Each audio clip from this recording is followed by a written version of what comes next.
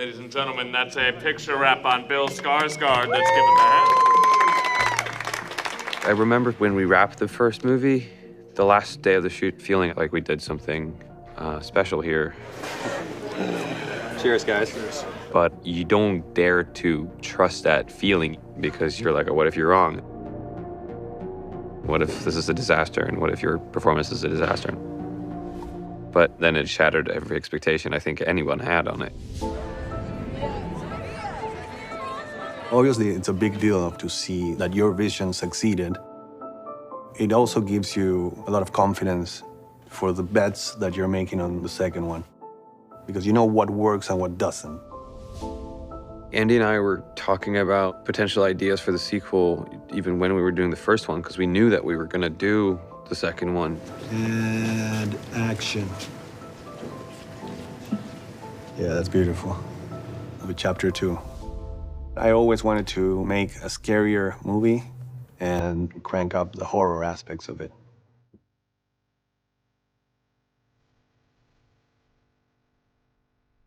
It was strange because I'd been away from Pennywise for almost 2 years. And then Andy wanted me to do a test for a VFX motion capture thing. Been away from the character for so long. It's gonna be strange just like to go right back into it. And I got the scene like the night before, and Andy's on Skype because he's already in Toronto for pre-production. He goes, okay, action, And action! Pennywise is just ever present and just like exploded out of me. I was surprised how much of him was just still there, because the first movie was so much for me was to figure out who the character was. With Bill, he put so much of him into the creation. The nuances in his face, the spark in his eyes. I really love sitting down with him and talking for hours about the character and the possibilities. 27 years I dreamt of you. I craved you. I missed you. Waiting for this very moment. Time to flow. In my preparation for the role the first time, I applied all these sort of crazy psychology to the character. There's a lot of scenes with Pennywise where it's just a physicality or a very technical thing.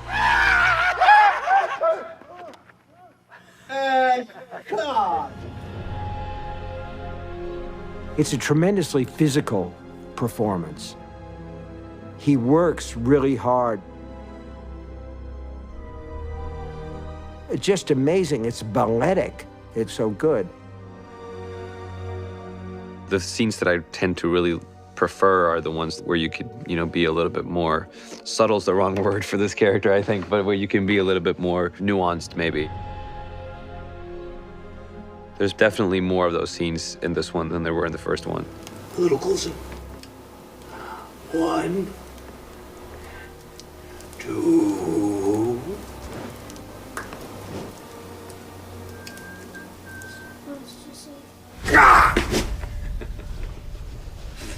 You okay? Good job.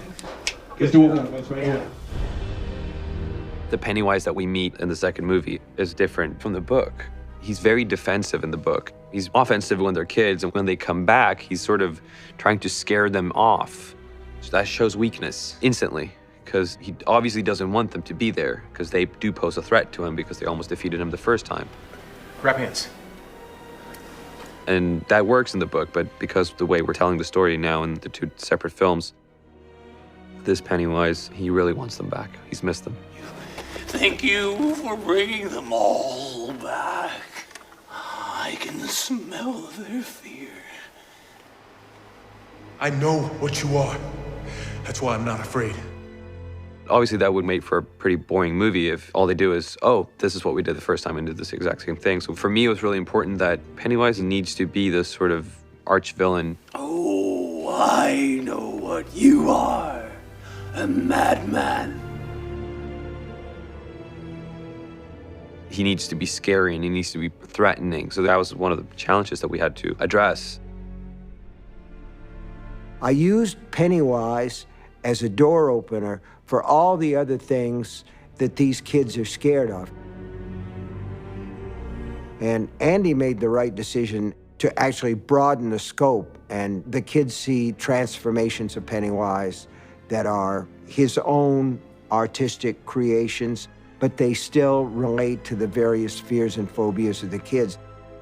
This is Vince Prose. Vince is helping me to bring my nightmares to life. And he's throwing a lot of his nightmares in, and it's quite scary. We have a version of Pennywise where they're weakening him and he starts to deflate. So Andy wanted him to be almost like a deflating balloon. You're all grown up. Andy comes up with these ideas that once you see it and once it's implemented, it's just like, oh, this is crazy, this is genius. I like the fact that I'm trying to convince myself that I'm the eater. Yeah, let's do that, absolutely. Yeah. But you're also broken. You're broken. Yeah. Like a cockroach on raid.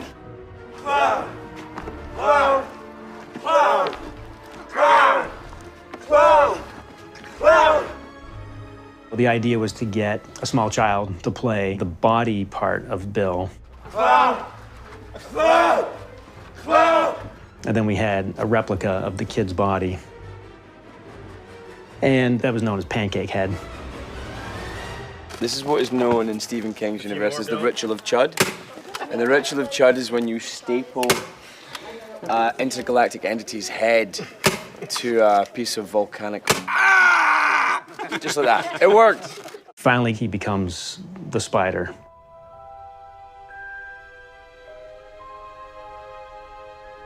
It's the end of the battle. In the first one, we had like Pennywise as me.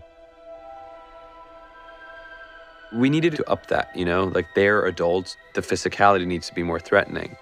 So Andy came up with this creature that he essentially drew, which is my face, gigantic Pennywise face on this sort of spider-esque kind of body. Andy's so good with designing creatures. I got the Pennywise spider. You want to see him? Yeah. I really love this frame. Vince's contributions to the monster are really cool. You can see how he integrated the costume into the anatomy of the spider. But I also like the spirit of this drawing because it's grotesque and it's horrifying at the same time.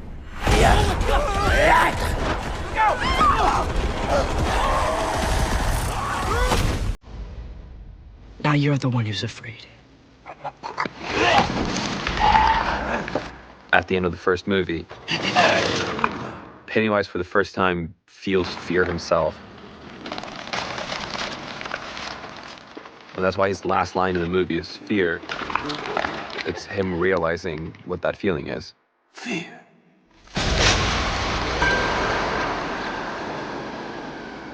So he uses fear to sort of season the flesh, if you will. And he instills fear in children and in humans, but he never actually understood what that was because he's never felt it before himself. And I think that that is scary for him, but it's also a thrill.